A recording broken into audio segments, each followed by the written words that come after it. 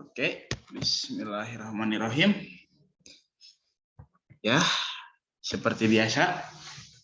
Mungkin seperti ini tampilan kamera saya. Kenapa? Gak tahu kenapa saya tiap pelajaran saya selalu begini kamera. Ya udah, daripada kita membuang-buang waktu ya, kita langsung aja ke proses belajar mengajar ya. Oke. Assalamualaikum warahmatullahi wabarakatuh. Waalaikumsalam warahmatullahi wabarakatuh. Selamat siang anak-anak. Selamat siang, Pak. Sehat-sehat ya kalian? Pak. Sehat, Pak. Alhamdulillah. Oke, udah pada istirahat ya tadi ya. Udah agak fresh itu, udah ada ini. Ada dikasih jeda dulu sebelum pelajaran saya. Oke, hari ini kita akan langsung aja ya ke sebentar. Ke format ya, format font digital ya. Kita nerusin. Sebentar. Mana? Oh ya. Saya akan share screen ya. Di sini. Oke.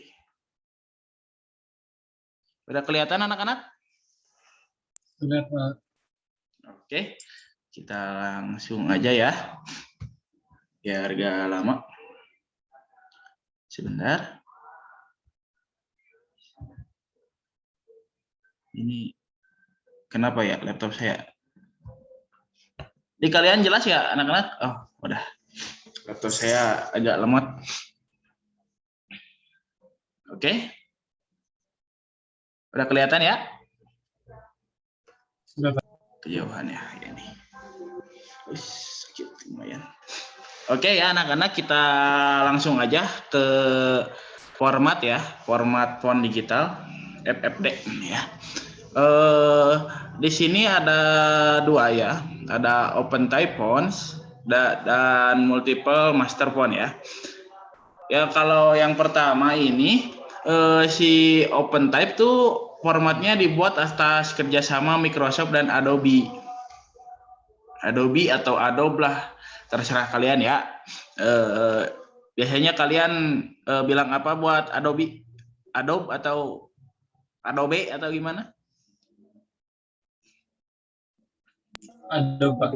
Adobe ya. Ya, open type fonts juga dapat diterima oleh sistem Macintosh ya. Macintosh, kalian tahu gak? Macintosh itu apa? Ada yang tahu ini? Sistem Macintosh? OS-nya Apple, Pak ya? Oh ya. Buat MacBook ya. Macintosh tuh yang pertama dibuat. Contohnya ini ya.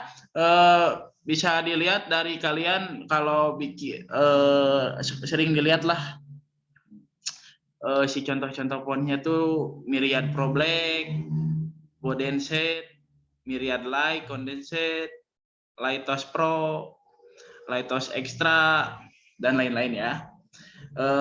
Kita lanjut ke multiple master ya. Mohon maaf ya, saya tiap pelajaran saya nih di kelas ini suka ini apa namanya kering tenggorokan ya. Font type 1 yang lebar dan ketebalannya dapat dimodifikasi langsung ya dari master desainnya. Keuntungan dari penemuan teknologi ini adalah kita dapat membeli satu lisensi font dan kita dapat memodifikasi tanpa merubah bentuk asli font tersebut ya. Manufaktur dari font ini adalah Adobe Corps ya, dari Adobe ini. Yang contohnya yaitu ITC Apagar MM ya. ITC Apagar D Gotik. Oke, kita lanjut aja ke kategori huruf ya. Di sini ada 5 kategori. 1 2 3 4 5. Oh, 6. Saya berarti salah, berarti 6 kategori. yaitu old style, modern, slab serif, sans serif, script, dekoratif. Untuk semuanya ini saya pernah jelasin ya. Old style itu gimana. Kita lanjut ke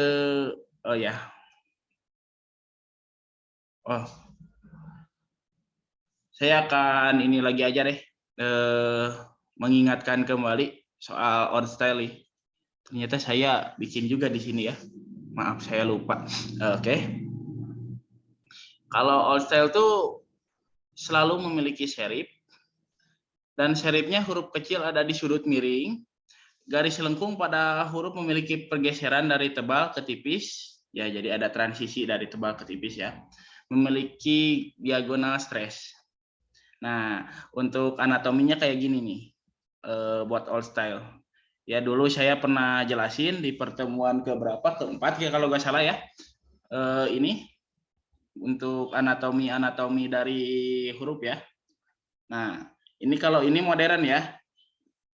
Modern itu memiliki serif, huruf serif horizontal yang sangat tipis, strukturnya kuat, tebal, dan radikal. Garis-garisnya kontras, memiliki vertical stress, dan tampilnya dingin dan elegan ya. Oke, kita lanjut ke slab serif. Serif pada huruf kecil horizontal dan tebal, sangat sedikit dan atau tidak memiliki serif ya. Sangat tebal atau bisa juga sangat tipis, atau kontrasnya pada struk memiliki vertical stress juga ya. Ini anatominya ya. Lanjut. Nah, kalau sans serif tuh nggak punya, kalau sans serif saya dulu waktu ngajarin tuh bilang kalau saya sans serif tuh punya serif ya, tapi punya serif di ujung garis, ternyata salah.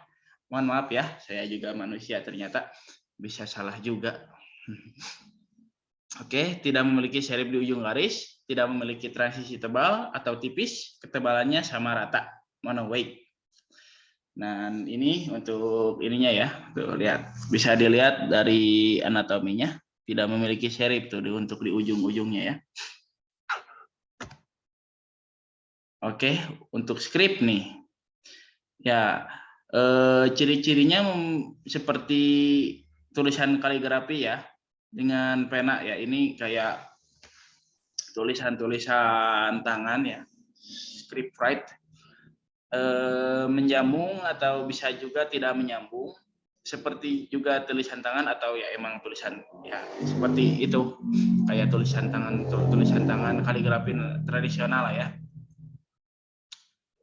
Untuk ininya juga ini bisa kalian lihat, banyak contohnya juga ya. Oke, lanjut. Nah, dan ini dekoratif ya. Dekoratif tuh mudah dikenali dan mudah digunakan, penggunaannya terbatas karena keistimewaannya itu ya. Ada satu font untuk setiap ide yang ingin kita sampaikan. Jadi kalau kayak bikin poster nih ya, pasti pakai yang dekoratif. Soalnya kayak buat poster-poster film horor biasanya kan gunakan font-font yang chiller, yang agak bloody gitu ya, atau yang untuk acara-acara festival yang font-font yang lebih ini. Halo, tolong, ini siapa yang menggunakan HP ini di kelas? Halo? Maaf Pak. Siapa?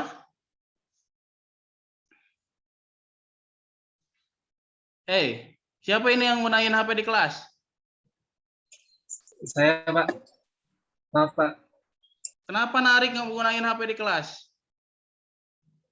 Kepencet Pak tadi Pak. Berarti kamu tidak memperhatikan saya sedang mengajar ya?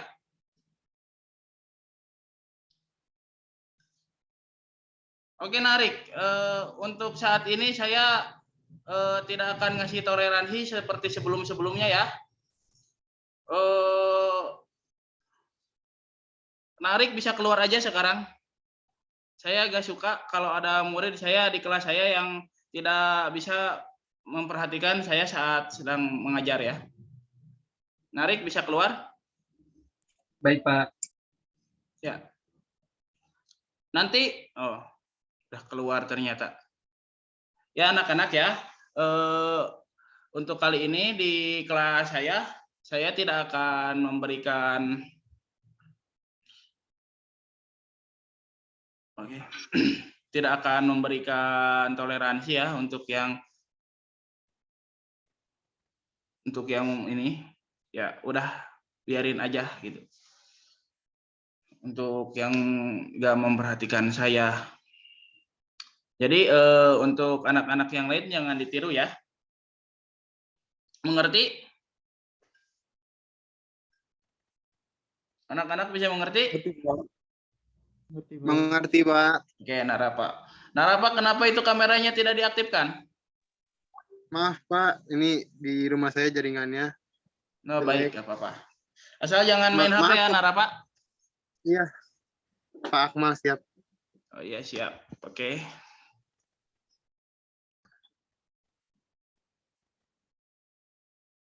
Oke.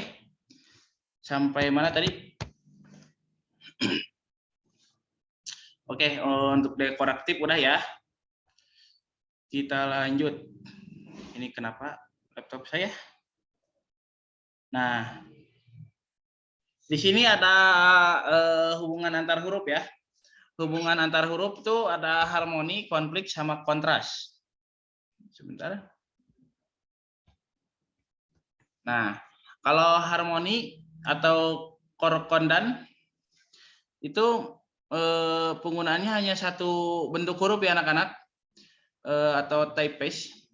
Tidak banyak variasi style, ukuran atau weight dan lain-lain. Elemen yang lain kualitasnya sama dengan bentuk huruf typeface tersebut ya.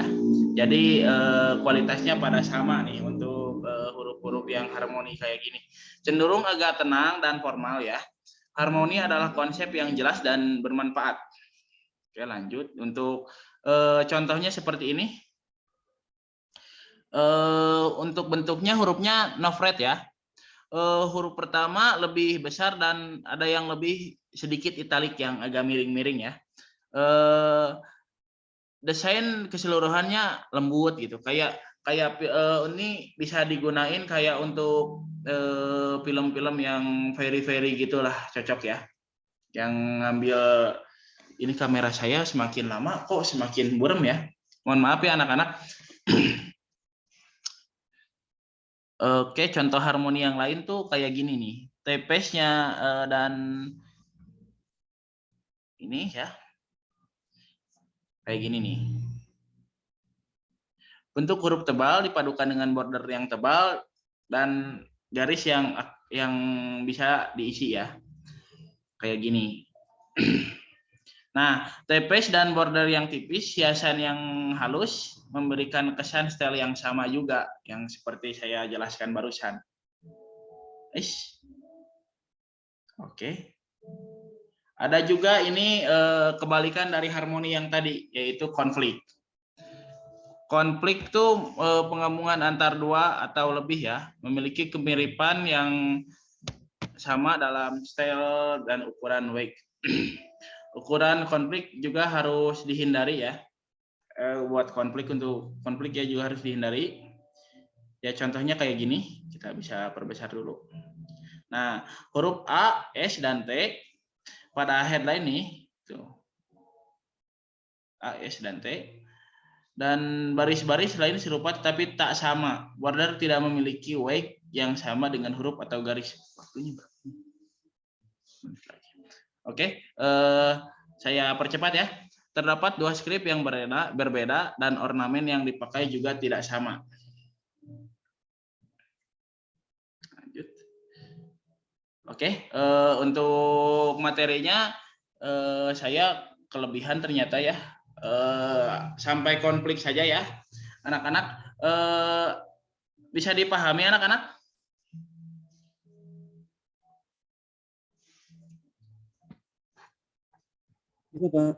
Oke, kalau ada yang bisa, paham, Pak. saya acak ya.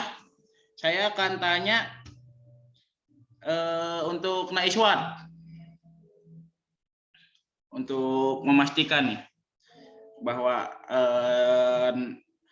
pada murid bisa ini ya, apa namanya, memperhatikan tadi. Ada berapa kategori huruf?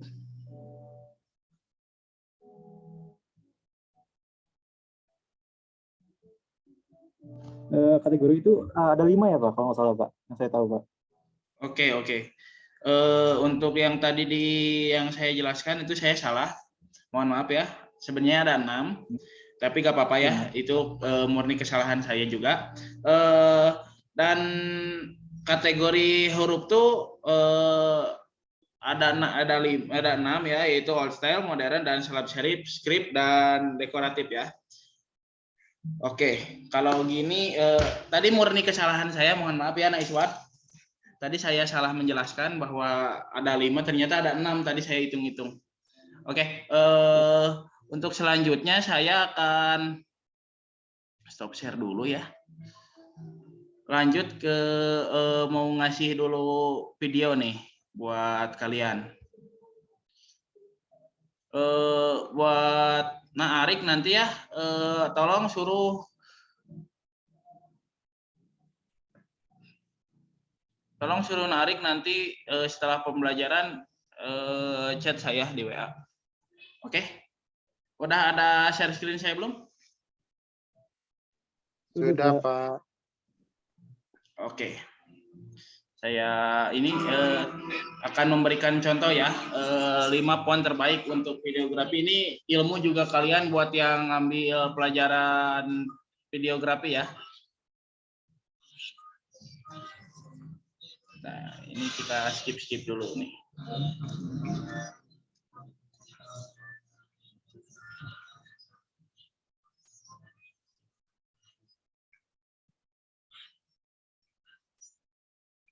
Oke, sebentar. Kita skip aja dulu. Nah, perhatikan nih anak-anak.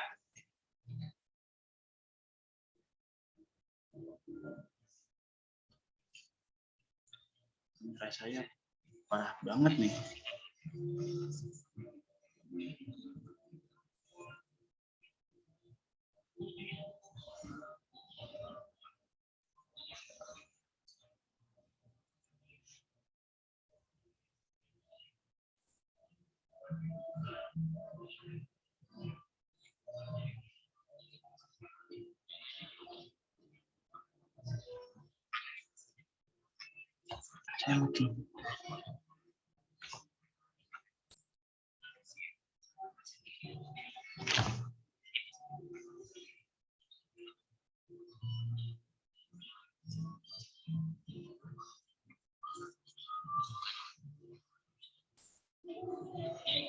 Futura ya anak-anak. Futura tuh masuk serif ya, sans serif kalau nggak salah.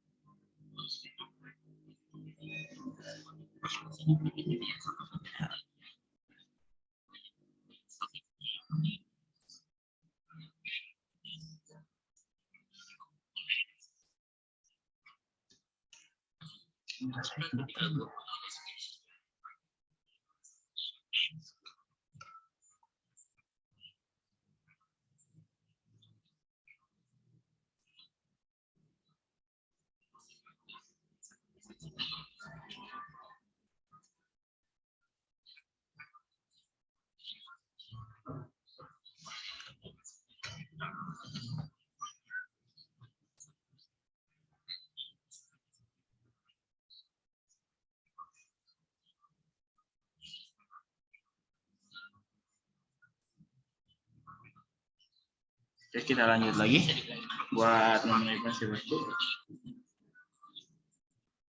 Untuk oke. Untuk video yang saya berikan segini dulu ya anak-anak. dikarenakan waktu yang agak mepet. Nanti Bapak kasih link videonya ya anak-anak. Untuk kali ini sebentar kita sharing dulu. Aduh, kamera saya buram banget ya anak-anak. Oke. Saya ingin dibagi menjadi 2 kelompok, yaitu kelompok Narapa dan kelompok Naiswat ya. Dan untuk kelompok 1 yaitu kelompok Narapa, bisa didengar? Halo? Terdengar Bapak. Yang untuk kelompok Narapa, tolong jelaskan tentang esensi dari tipografi digital ya. Bapak kasih waktu 15 menit lah cukup ya. Cukup Pak. Ya, dan untuk kelompok 2 yaitu Naiswat, tolong jelaskan perbedaan huruf bitmap dengan PostScript dan TrueType ya. Itu sudah saya jelaskan dulu. Kalian bisa cari-cari dari modul-modul yang pernah Bapak kasih ya. Dimulai dari sekarang ya. Dikasih waktu 15 menit.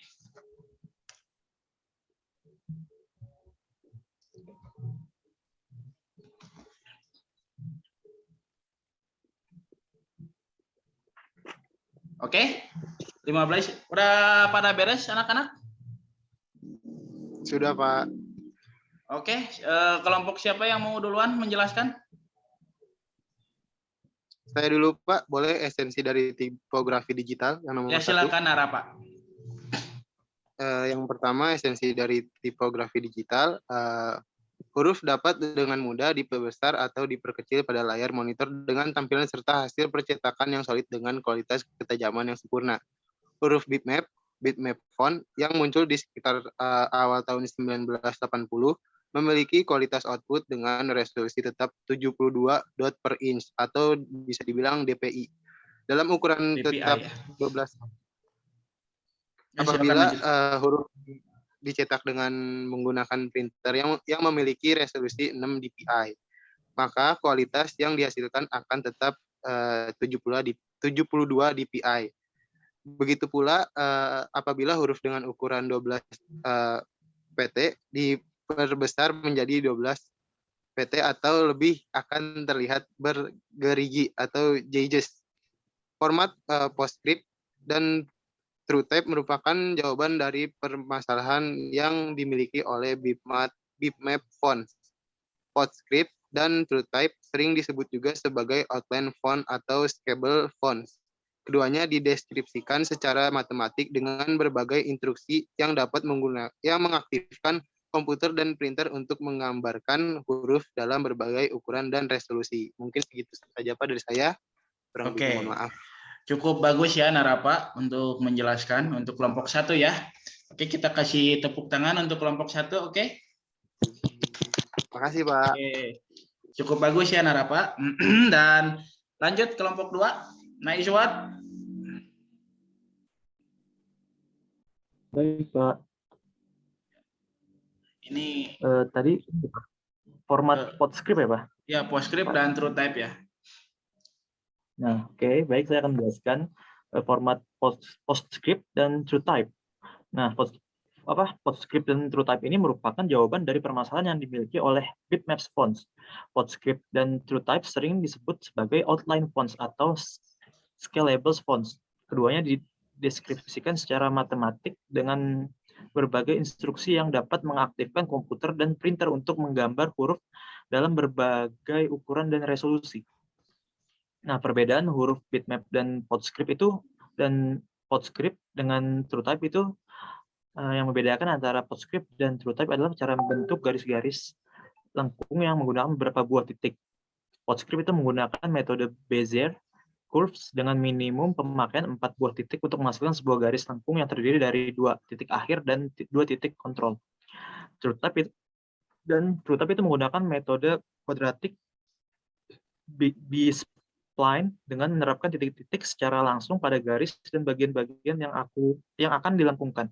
Pada intinya, PostScript dan TrueType fonts memiliki kapabilitas yang hampir sama. Seperti itu, Pak. Oke, bagus untuk kelompok 1 ya. Oke. Nah, Iswat untuk kelompok 2 ya barusan. Kelompok 2 tuh kelompoknya tuh Iswat, Udin sama Samsul ya. Oke, Narapa tadi yang gak masuk di kelompok Narapa tadi hanya Arik ya. Iya Pak, yang Bapak tadi itu suruh keluar. Andin sama Al udah ada ya, udah bagus. Nilai kalian bagus ya. Jadi gitu ya anak-anak. Saya ingatkan kembali untuk di pelajaran saya ke depannya untuk tidak bermain HP ya, dan untuk harus melihat saya mengajar ya, untuk memperhatikan lah ya. Dan anak-anak sebenarnya saya agak kurang sih, tapi saya memaklumilah untuk keadaan di tempat kalian. Untuk yang jaringannya yang lagi gangguan ya gak apa-apa lah, tapi yang penting saya kalian mendengarkan lah ya anak-anak. Dan ya saya juga mohon maaf ya, dikarenakan tiap pelajaran Bapak di kelas ini kok ya si kameranya gini terus ya, Bapak juga gak tahu. Jadi kenapa, ada yang bisa bantu saya gak? Kalau ini kamera gak bisa cerah-cerah kalau udah berapa kali keluar masuk Zoom ya. Nanti bisa di WA ke Bapak secara personal ya. Oke.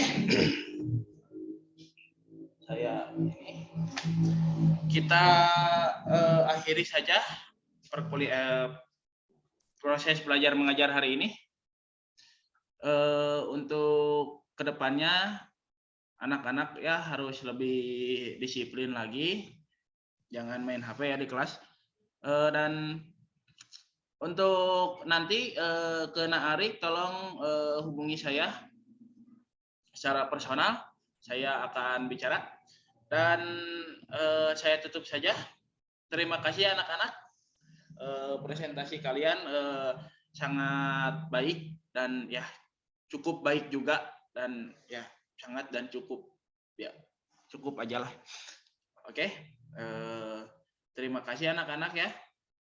Saya tutup kelas hari ini. Wassalamualaikum warahmatullahi wabarakatuh. Waalaikumsalam. Waalaikumsalam warahmatullahi wabarakatuh. Terima kasih Pak. Ya baik.